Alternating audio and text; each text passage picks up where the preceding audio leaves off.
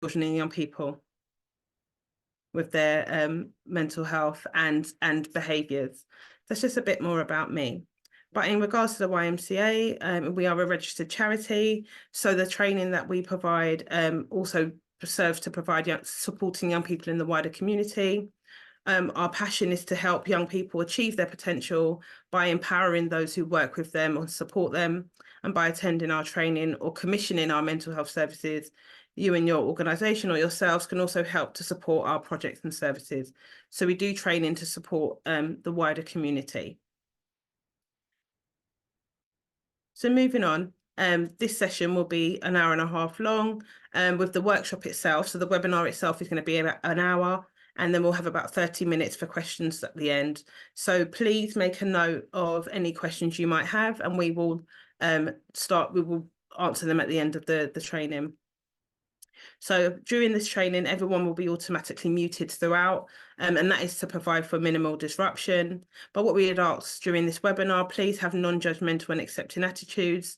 This workshop will look at some difficult issues, and we share, and there might be differing opinions or experiences, but just as you would with a young person sharing something with us, it would be great if we not judge each other and accept the differences, so we can create a safe space to share if we would like to. And at the moment, obviously, you're all muted. So, but when it's the question and answer session, it'd be really helpful if you can have your mobile phones either off or on silent. So if you are asking a question, because you will be able to ask, that we're not disrupted by a phone call. Respect for all each other's views and opinions, although we won't be talking throughout the session, but keep yourself safe. So if you're feeling that some of the topics we're talking about might be a bit difficult for a variety of reasons, you're more than welcome to step away from the screen for a few minutes just so you can look after yourself mentally. And of course, confidentiality, and there may be experiences shared which are personal or about young people we've worked with. So we're just going to be mindful of not sharing any information outside of the group, and we won't be using any names. So therefore, the young people can have their identities protected. But like I say, it's all on the guidelines are on the screen. But yes, any questions you have, please make a note of them, and we will address them at the end of the workshop. So the objectives for this webinar really is to understand the reasons behind your child. So, we understand that as parents and carers and professionals working with children and living with and supporting children and young people, sometimes that can be quite challenging. So we're going to look at the reasons behind that. And we will also explore strategies for dealing with those difficult times when a child may respond with just saying no to things, but also how to learn how to communicate more effectively. And that is to help build more positive and respectful parent-child or parent-carer relationships. Now, just a bit of information about our mental health training competency network. Framework, sorry. As you can see, it is a hierarchical structure, and this particular training is at stage 2. So you can see where it fits on the framework. This particular framework has been developed in partnership with Cambridgeshire County Council, also Public Health and the NHS, along with education professionals. And this is to help with schools and community services to decide on the most appropriate training and consider what mental health knowledge that might be needed depending on your role working with supporting or looking after children and young people. But really, what is really key is that we believe everybody should have a basic understanding of mental health to be able to look after their own well-being, but also the children and young people around them. So the stage 1, which is the core stage, that's like a really basic awareness. So that could be for any adult in a setting working with or supporting children and young people. So that would be anybody across the board. So if you're thinking example, if we was working with a school, that could include the admin staff as well. Stage 2, which is where this training sits, and this is more enhanced. So it's a bit more deeper understanding, but also the practical application of knowledge. So we'd also talk about how you can also apply the theories and strategies suggested in your work or looking after children and young people. And stage 3 would be more targeted. So these are that type of training is for people in more specialist roles. So those could be special educational needs training coordinators, for example, or pastoral leads, mental health champions, those types of roles. Someone's a bit more kind of specific. But we also have, if you might find it helpful, we have our online training needs analysis that you can access on the website, which helps us to kind of shape and contribute to local provision of mental health services. But that's just a bit more information about our competency framework. Okay, so the topic of responding to children and teenagers when they say no, it's a challenge for parents, and I imagine it's a challenge for parents all over the world. No is a word frequently used by youngsters during their developmental journey, from as young as the early years when children first start talking. One of the first words, I remember when my son was young, one of the first words he said was no, and they can repeat it frequently, but also as they get older as well, declining or saying no is something that's part of their developmental journey. However, this is due to them exploring their independence and their autonomy, but also testing boundaries and expressing their preferences, and building their own identities. So as part of that, they'll be building their language skills. And the word no, it's 2 letters. It's quite an easy word to say. So especially for younger children, it will be something that might be quite frequent for them because it's quite an easy word to say. But also it's part of them expressing their emotions, especially if they don't know how to express feelings such as anger and frustration. But this might be the only word that they know, so therefore they choose to use this instead. But also it's an essential part of cognitive development. As part of them saying no to certain things, they then learn about those potentially consequences to that if they keep declining or keep saying no. So them responding the way they do or saying no, it's very much part of their growth and development. And so saying no is more important than many people may realize. So it's part of their developmental milestones. So it's part of them asserting themselves, and saying no is as mentioned, it's a developmental milestone for young children, but also for teenagers. It shows a sign of growing independence. It also signifies that they're getting more independent and more autonomous. They're thinking about things, they're making decisions for themselves, and sometimes they may say no to those decisions. So establishing their identity, children may use the word no as a means of expressing their preferences, and therefore, again, asserting themselves and establishing their own identity. It's a very early communication tool for young children. No is the word, it's one of the earliest and most basic words and common tools that's used by children in their very early development, and so those early years, like under 5. It's part of testing boundaries. It's a way for them to test their boundaries, but also to understand rules and limits.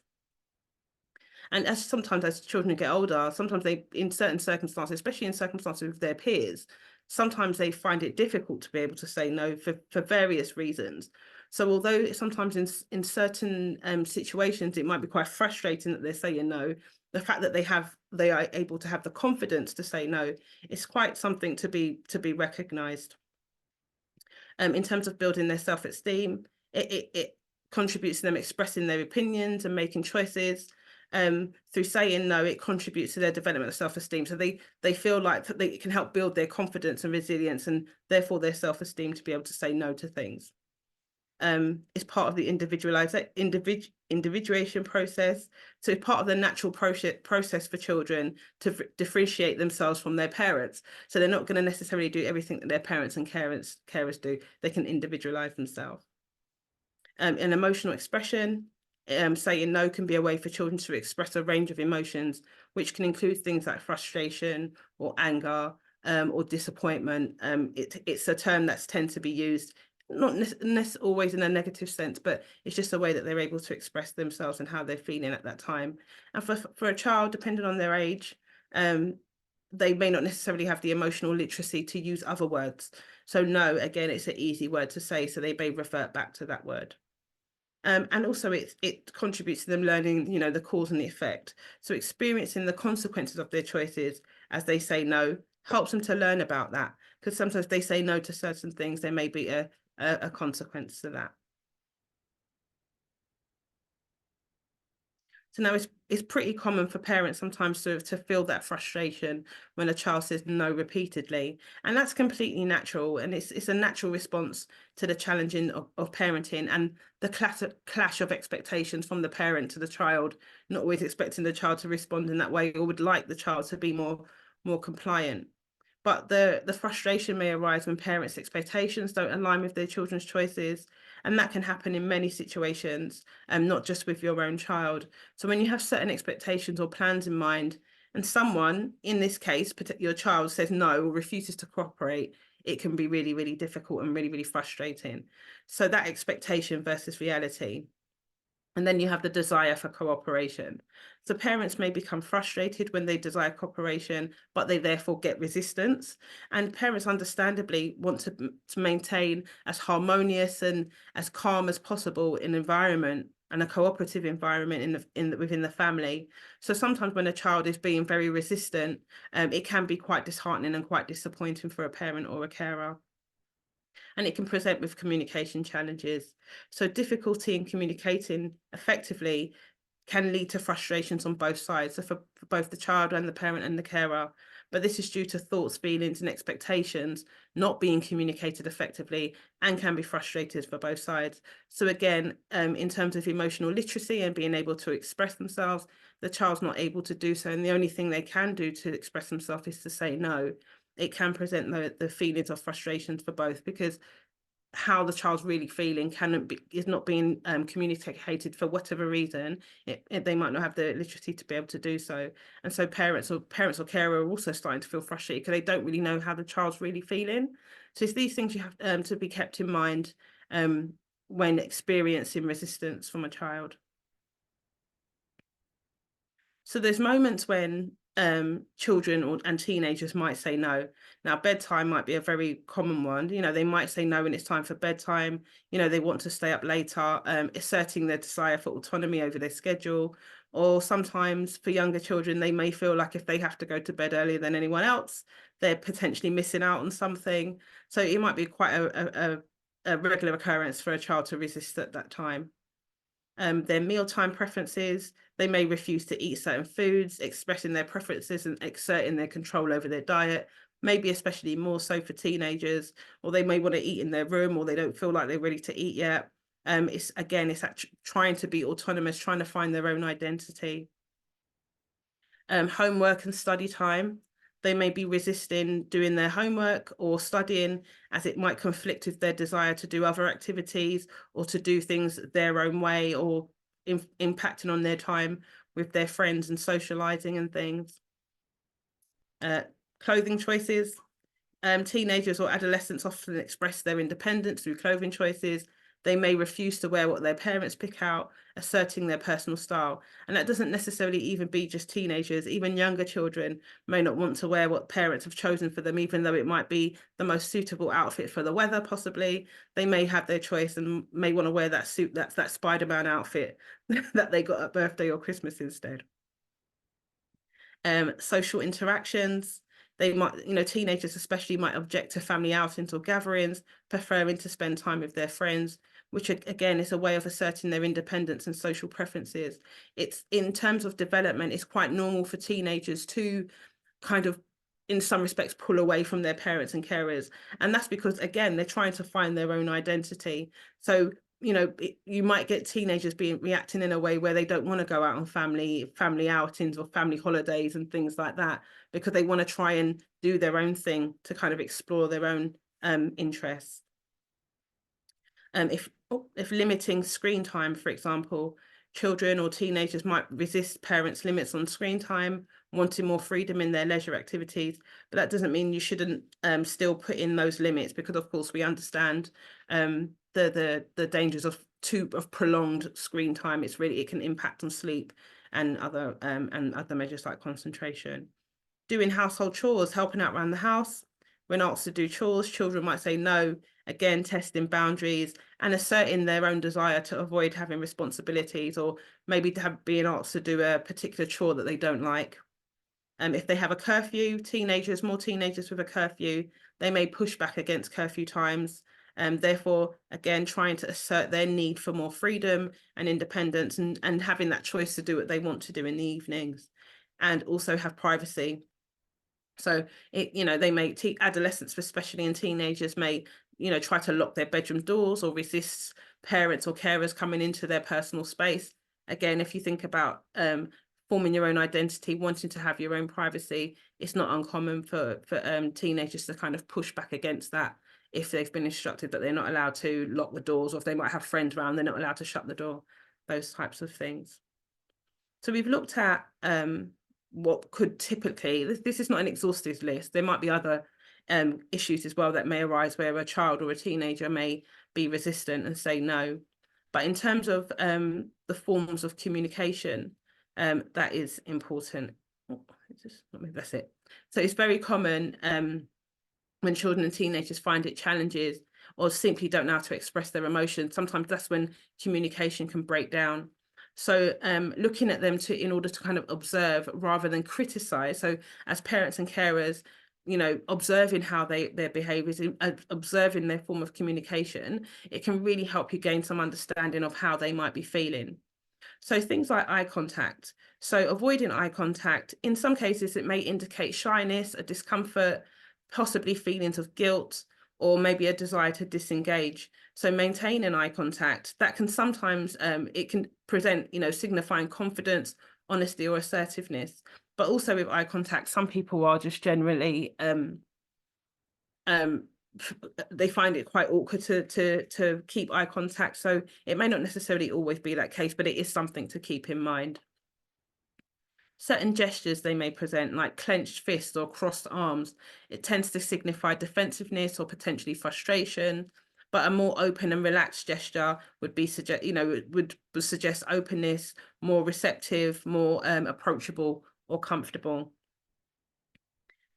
Your body language, so your posture, so slouched or hunched, it may give an indication of low confidence or discomfort, or maybe just a general lack of interest. But having a more upright and engaged posture, that can convey attentiveness, confidence, or interest in the conversation. It looks like the person's actually present within that conversation. So these forms of body language are also really important.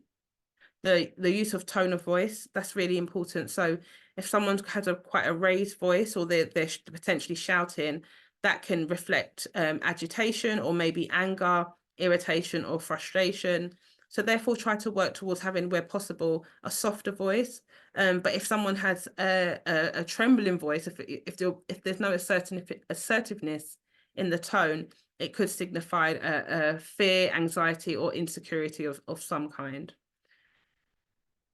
Paying attention to like physical movements as well. They might be quite restless or fidgety. That could show that they might be being a bit nervous or impatient. And if they're more still or more composed, that may be a case of they're more concentrating, they're more being more thoughtful. They may be contemplating what's being said to them and thinking about things. So it's just really important to note that these cues that we've mentioned are not completely definitive. And, you know, of course, children are different. Children and teenagers are very different. They will operate very differently.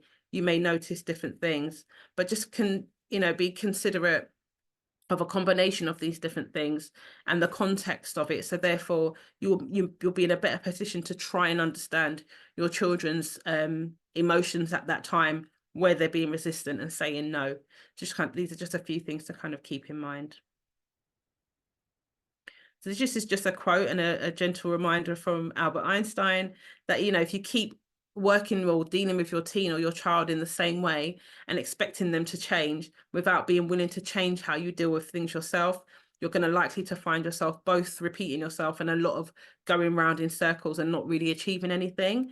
So if you find that one particular strategy is not working for you, it's about trying to find something else that is, rather than maybe shouting even louder or getting even stricter. You might need to try and find a different strategy to try to implement, to see if that works with your child or your teenager. And every child's different. So if you have more than one child, what might work with your first child may not work with your second child or third child. So it is about having like a little toolkit that you can try with your children to see what works with them, to be a bit more work towards being a bit more cooperative. Okay, so this is a few some examples for opportunities for growth and understanding. So as it says on the slide, these moments can be seen as a valuable opportunities for growth and understanding for different reasons. So for example, building resilience. So when children and teenagers encounter resistance and they face limits, so you're putting a limit on them, it provides them with opportunities develop resilience. So if they're going through difficult times, there's things they might not be able to do. So they might be able to go out with their friends. Although it might be frustrating at the time, it is a situation they will be able to work through, and they'll be able to develop those resilience skills, because learning how to cope with disappointment and frustration is really important. It's an important life skill, and it'll serve them well in the future, because life is not linear. It's not linear. There's ups and downs throughout life. So being able to have resilience, understanding that sometimes things will be more difficult than other times, that's a really good skill to learn. Enhancing communication by having time to engage in discussions during these challenging moments. Parents can improve their communication skills. It encourages you to actively listen more to your children's perspective and allow them to express their own thoughts and concerns with their children, and therefore that builds open and honest dialogue. And sometimes communication, sitting down, say face to face at the kitchen table with your children to have these conversations, might be quite intimidating. It might not be the most comfortable environment for that child or young person. So you might decide to do it whilst doing other activities. You might be even just like playing a game in the garden if you have one, or doing another activity, or even just going for a walk, or doing something that's really quite informal. That might be the time to kind of have a conversation, because sometimes those, what we call side-by-side conversations, so having a chat, maybe going for a walk, sometimes that can be more productive than sitting down, looking at each other, trying to have a really formal type of conversation. I've mentioned enhancing communication, sorry. Teaching problem solving. So addressing difficult moments, or moments when they've resisted or said no, that, requires problem solving and negotiation between yourself and the child. So yourself as parents or carers can use these situations as a teachable moment, so therefore teach your children how to negotiate, but also how to compromise and find mutually beneficial solutions to conflicts, which are really, again, really, really valuable skills for adulthood. Because if you think about when children grow up, they then go to college or off to university, then into the workplace. Those are places they will have to learn to kind of problem solve and compromise. So, starting those kind of skills within the home can be really, really helpful long term. Developing empathy. So encounters with resistance, it provides, again, opportunities for parents and carers to empathise with their children's feelings and viewpoints. So it's having that kind of empathic connection, to trying to put yourself in the shoes of your children, thinking about where they might be coming from, but also your children learning those empathy skills as well, trying to think, depending on the age of them, obviously, but as they get older, trying to think about where their parents might be coming from. It can really help with that, strengthening the parent-child bond and attachments, and helps children feel understood and valued, and vice versa. Once your children start getting older and they start learning more about empathy and, implementing empathy into their life, you might feel a bit more heard and understood and valued as well. Respecting autonomy. So acknowledging and respecting your child or teenager's right to express their preferences and assert their independence sends a powerful message that their opinions do matter. And this can help to build respect within the family, but also outside of the home as well. They'll start to learn those skills that, they do matter, and they do have a right to kind of talk about how they feel and express how they feel. And that can be with friendship groups as well. And again, as they get older and go into places such as the workplace. Just a few more. So emotional regulation. Working through these issues can help parents can help their children to learn how to manage their emotions and frustrations constructively. So if they're being what we call really dysregulated, so they're finding things really difficult and they're producing quite emotional responses, they will learn to kind of manage their emotions a bit better. And it's also as well, emotional regulation, it's also a chance to teach and model emotional intelligence, again, which is a really, really important life skill. As mentioned previously, strengthening those bonds. So if you're successfully able to kind of navigate these difficult moments, it can lead to those stronger parent-child relationships. And that might not necessarily be something that happens after one or two of these incidences. It might take a while, but these are things that as time goes on, it does help with strengthening those bonds and attachments.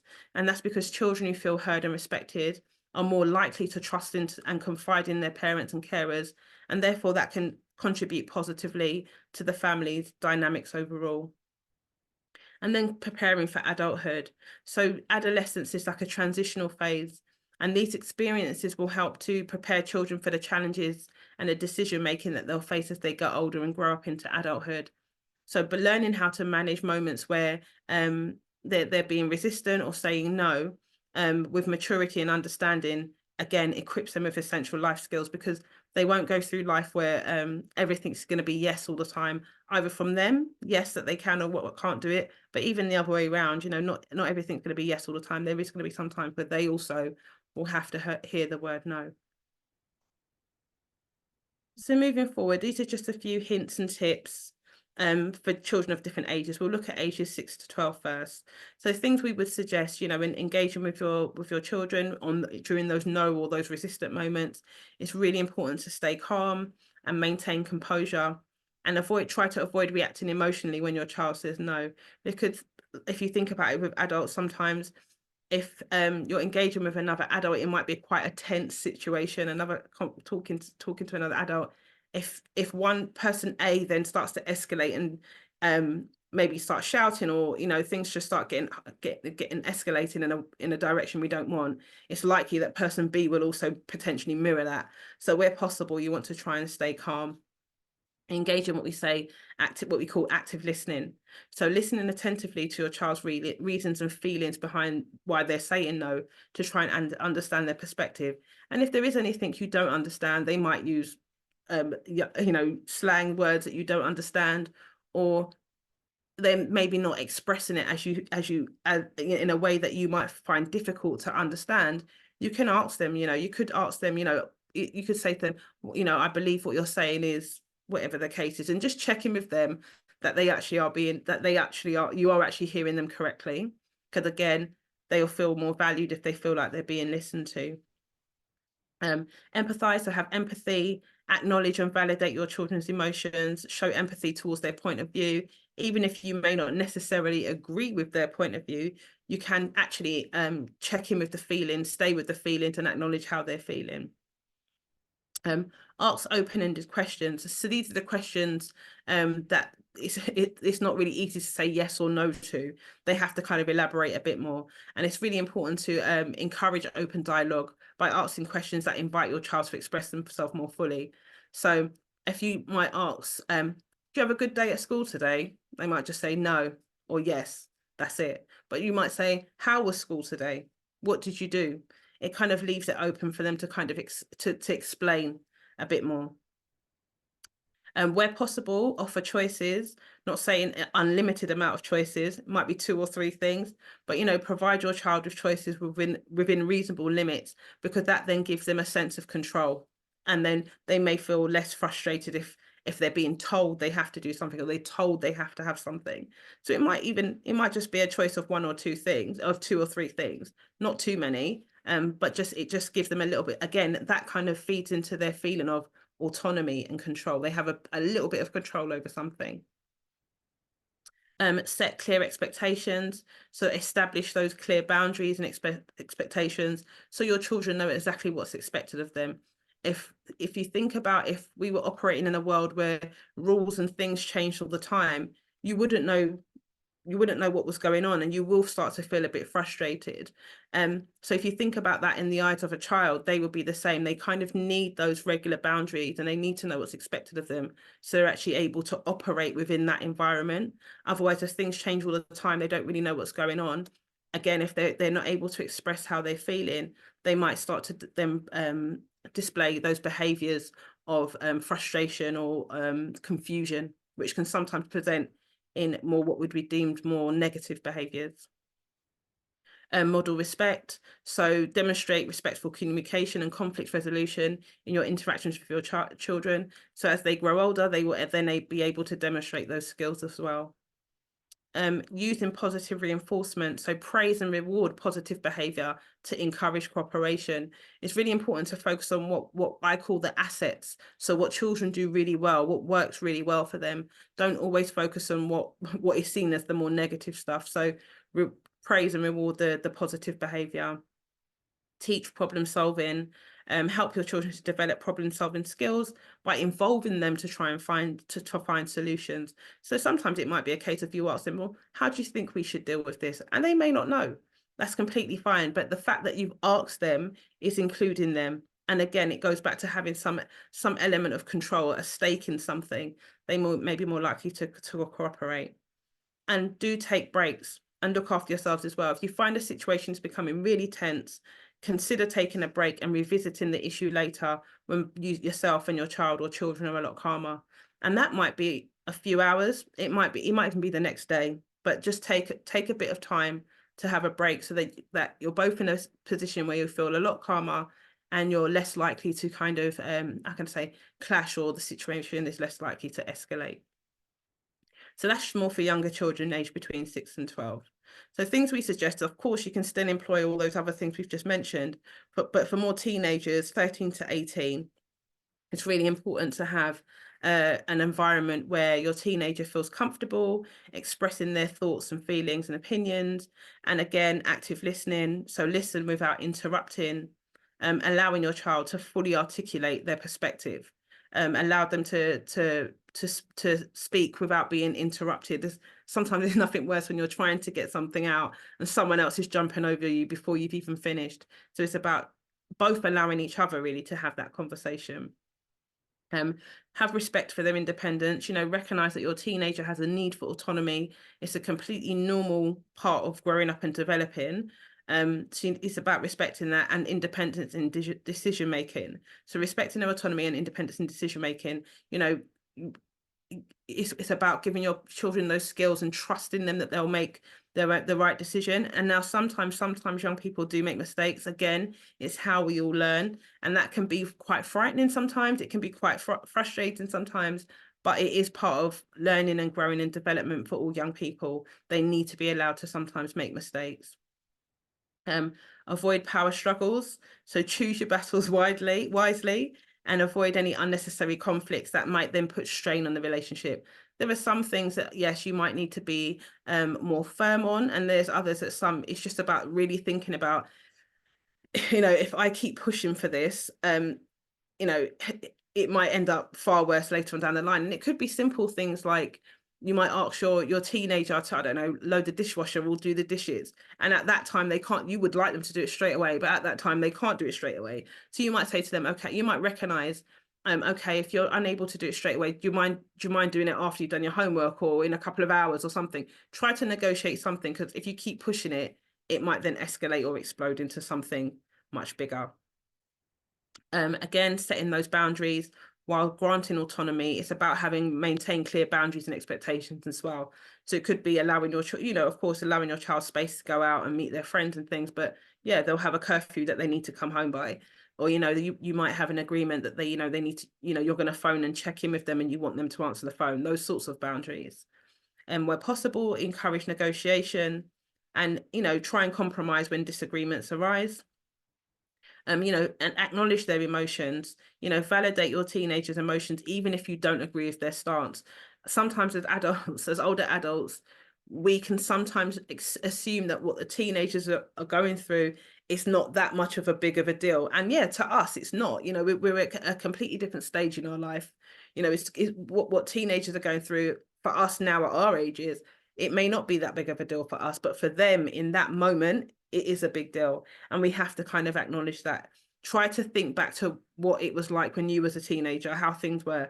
And I can think of things that I think back now when I was a teenager, and yeah, it wasn't a big deal at all. But at that time, it meant a lot to me. So it's about trying to acknowledge that as well, even if you don't agree with it.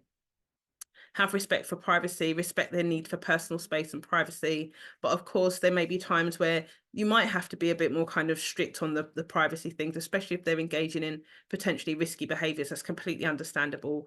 But if you know, we have to still allow a level of trust and personal space and privacy for our children. But of course, like with the younger children's, be a role model for effective communication, respect and conflict resolution. So support them with developing those skills. As they move forward, they will build on those as they get older, and they will support them as they get into adulthood. And if there's any issues that are really persistent, and you're really concerned, of course, consider seeking guidance from a family therapist or counselor if you need to, if you can. And if you do want to access any kind of counselling services, your GP is always a good first start, because they can refer you to NHS services if needed. But it's about accessing other support as well. There's other helplines and things for parents and carers that you're also able to access for help too.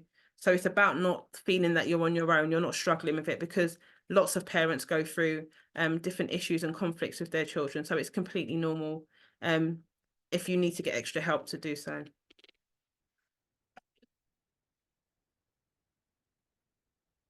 So some things to remember: shouting doesn't solve problems. Shouting or using a raised voice is not an effective means of resolving conflicts or communicating with children and teenagers. It can sometimes lead to misunderstandings, or sometimes fear, or and a breakdown in communication, and sometimes it can make things worse.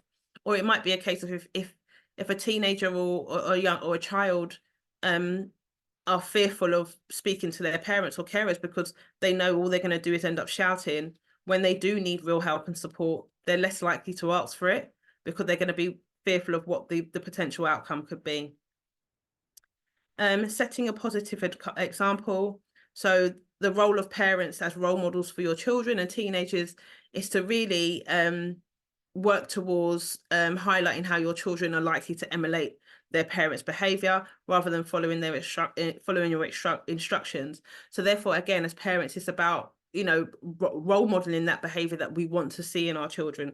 Our children they tend to learn from their parents and carers. If they're not seeing it within their own parents and carers, they're unlikely to display that type of behavior as well. Being consistency really is key. It's really important that between parents and children, between what parents say and what they do. So, giving like mixed messages, as mentioned before, it can be frustrating and confusing for children and teenagers, and that can then lead to further frustration. It can lead to relationship breakdown or just complete distrust. So it's about being consistent, not only in terms of reliable, so being consistent and reliable and doing what you say you're going to do when you say it as well. Modeling respect, demonstrate respect in your interactions with your children and everyone in the household, everyone being respectful of each other.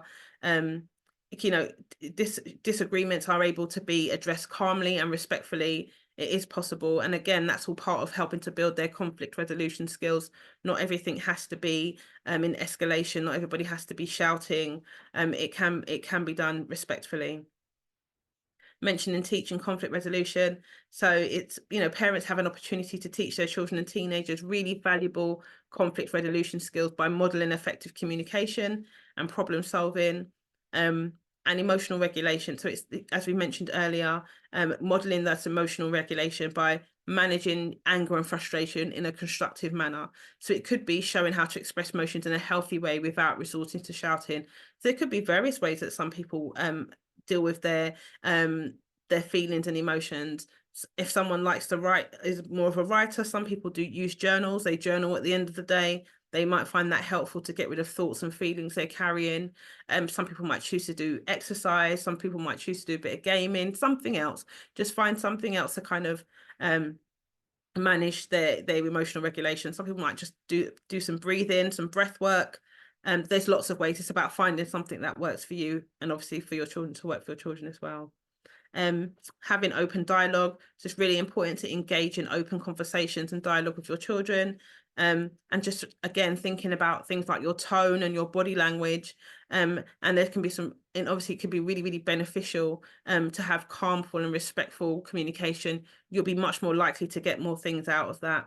But remember, just remember some of the reasons why sometimes our children say no frequently. It's not necessarily that they're doing it to be how can I say, they're not necessarily doing it to be to be defiant. Sometimes that might be the only language they may know, or it's the only word they know that kind of to convey how they're feeling. Okay, but also as parents and carers, it's perfectly normal to not have all the answers as a parent, and that learning and adaptation is part of your journey as well. And, there's no, as they say, there's no textbook, there's no rule book for being a parent. We have to kind of navigate these things.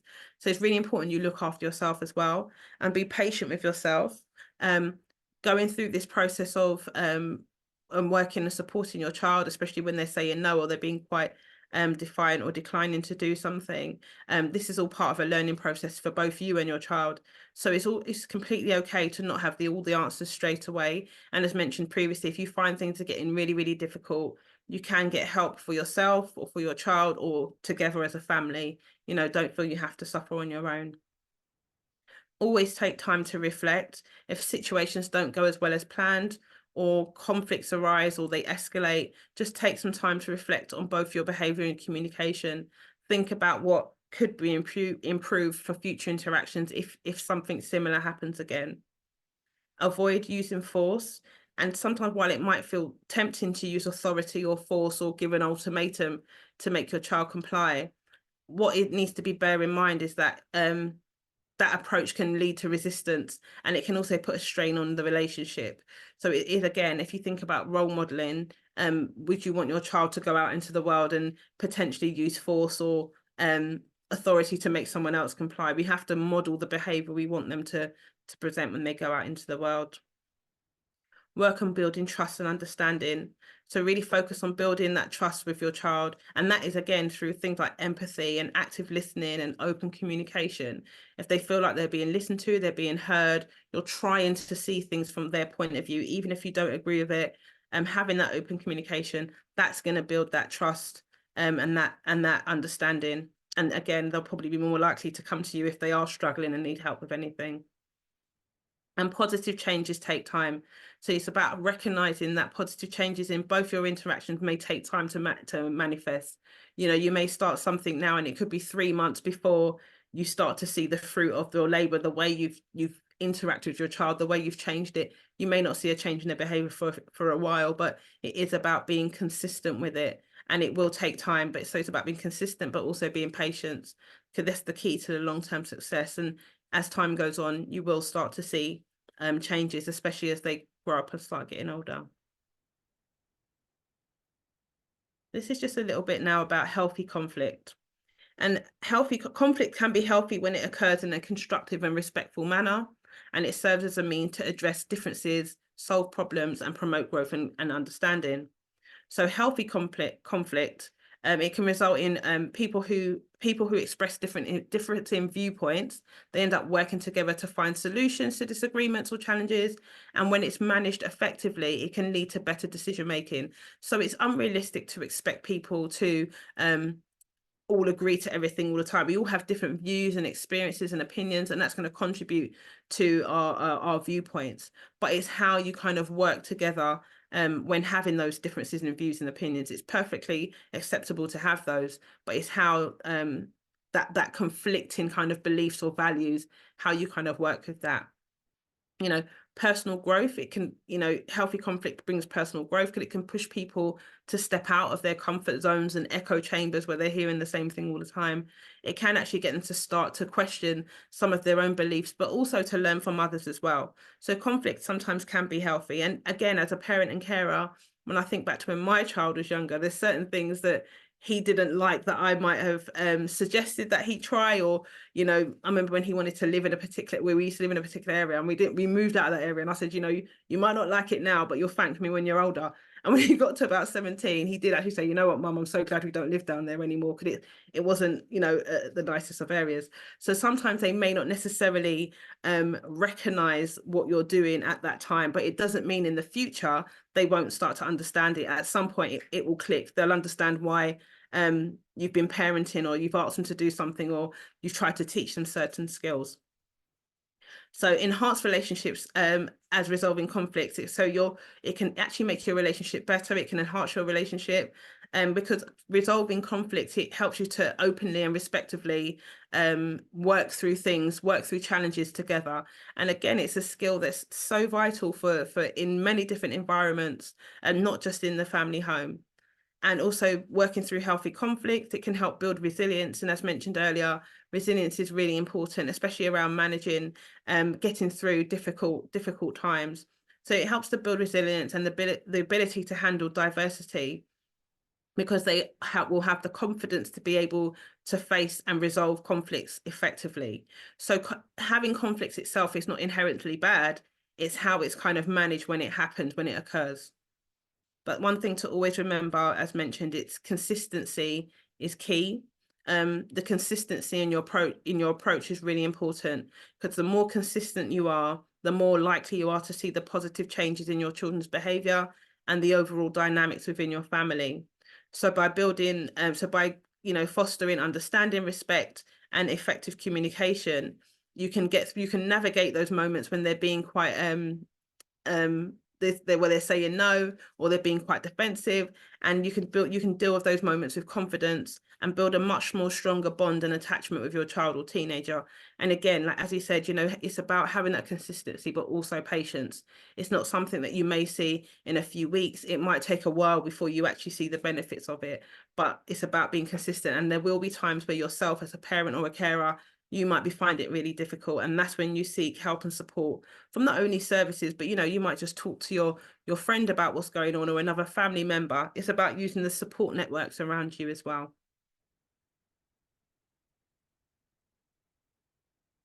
So this is just a bit more about our services at YMCA. And as mentioned earlier, the YMCA is a registered charity, and therefore training with us helps to support young people in the wider community. We're really passionate about helping young people fulfill their potential and empowering those who work with them. So these are some of the other offer that we include. So we do whole school training. So we do work with schools as well. We do training needs analysis, and that kind of identifies what additional training that schools may need, and also provide them with a competency framework. We do clinical therapeutic interventions for students, parents and staff, and counselling services. We do group work and mentoring work in the community, supervision for line managers, and we also have mental health events for and supervising individual staff. We do reflective supervision skills training, mental health awareness. This is for managers, but also mental health champions. And sometimes we have mental health champions in schools and youth groups in different settings as well. We do a range of mental health training to empower staff, as well as we attend team meetings and assemblies and do awareness campaigns, but also bespoke workshops and webinars that's needed. So this is all of the things that we offer at YMCA to support the community. However, in addition, we also do offer further training. So we work with the Skills Network, and that's that offers free training. So some of the training is courses, it's like online distance learning courses that are available. So there's the Understanding Children and Young People's Mental Health, and that's a level 2 in understanding autism. There's also a level 2 course of the principles of working with individuals with learning disabilities, and a level 2 course certificate in understanding behaviour that challenges. And that might be a course that, I mean, all of them potentially linking with this, but the behaviour that challenges might really link into this webinar if that's something that you're interested in looking into. I mean, if you are interested in looking into any of those free courses, you can contact our mental health training team for more information on how to be able to access that. I don't know if you want to take a few minutes just to, I don't know, take a screenshot or a picture of the information there. And what I would like to ask you next to do, if you can, is please do complete our evaluation form. It's really, really helpful for us if you are able to complete the evaluation, because we do actually take on board the feedback in terms of how to change our training courses, or if there's anything else you think might be helpful, what you enjoyed, what you didn't enjoy. But we find your comments and observations really, really useful. It does feed into our training program. The links there on the slide, I can also put it into the chat. I'll do that in a moment. But also as well, if you prefer to, if you want to use the QR code, if you've got your phones and you're able to do the fancy bit of using the QR code, it can take you straight to the feedback form, which it doesn't take very long to complete.